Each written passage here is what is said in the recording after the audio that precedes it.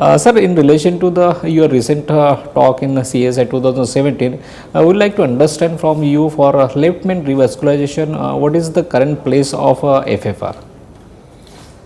See, at the outset, we must understand that angiogram in its present form has its own limitations, because an angiogram is basically a 2D image and it's basically a luminogram.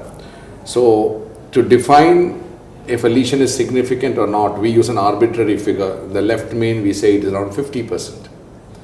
But this 50% is not a holy grail, in the sense there may be lesions that are 45% that are significant. There may be lesions that are 55 or 60% that are insignificant. So here comes the concept of functional significance, and that is where fractional flow reserve comes inside.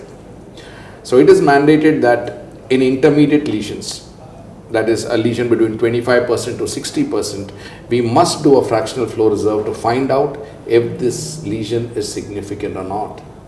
Otherwise, in a patient where angiographically it may look it's 50 to 60%, but actually the lesion is not functionally significant, if you do revascularization, it may not benefit the patient.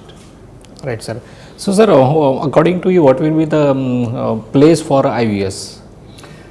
Intravascular ultrasound has now come out to be a very important imaging tool, and these are imaging tools that are primarily used to optimize stenting. In the left main, IVUS is absolutely essential to find out if your stent has been apposed well, if your stent has left any dissections, if your ostium is well covered. It helps in 3 areas, if you look at it basically. Pre-intervention helps in planning the intervention. For example, if you detect a lot of calcium, you can use a cutting balloon or you can use a rotablator.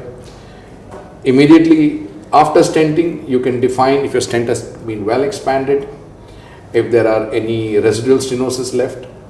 And it has been shown that optimized left main stenting using intravascular ultrasound can decrease mortality by close to 40 to 50%.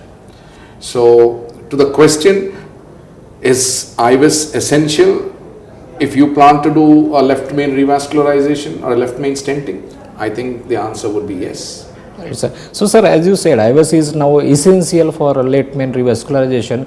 Do you think that this IVUS criteria can be applied as it is for the Indian population, or we do need some kind of modifications? That's a very good question. Intravascular ultrasound has defined some criteria to find out if your left main is significant. The Spanish and the Americans have said it's roughly around 6 millimeters square. While from Asia, from Korea, Dr. Park has put that figure as 4.7. Now, what exactly is it in India? We are not too very sure. However, I think we must caution here and say that I think putting an absolute figure and saying that less than this, the left main is significant, I think is erroneous. Because some people have large coronaries, some people have smaller coronaries. So, one figure does not fit all. We have a second set of figures to tell us a 5, 6, 7, 8 rule. In other words, if you do a left main stenting, you must at least try and attain an 8 millimeter square area in the left main post stenting. At least, that's the word. But again, there is data to show that if it is less than 8, you get greater events. But again here, this is not an Indian population. We do not have data in the Indian population, to put it frankly. So I think the answer would be close to somewhere in between, because in my own experience, in our own practice, we have found that most of our left mains actual size is more than 15 to 18 square millimeters. So I think we must try and attain at least a 6 millimeter square or more in the Indian population. Our left mains are not, as we believe, smaller than the Western population. Of course, that's what my anecdotal experience is, but of course, we don't have data on that. Right, sir. So, sir, what will be your final key message to the Indian cardiologist for left main stenting?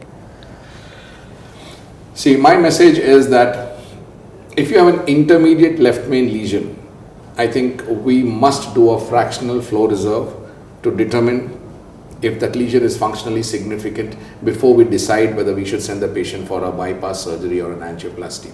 I think it's part of the appropriateness of a left main revascularization. Secondly, I believe that if we plan to do a left main stenting, you must optimize the stenting using intravascular ultrasound. I think it would decrease your morbidity, decrease mortality, and increase their long-term outcome results.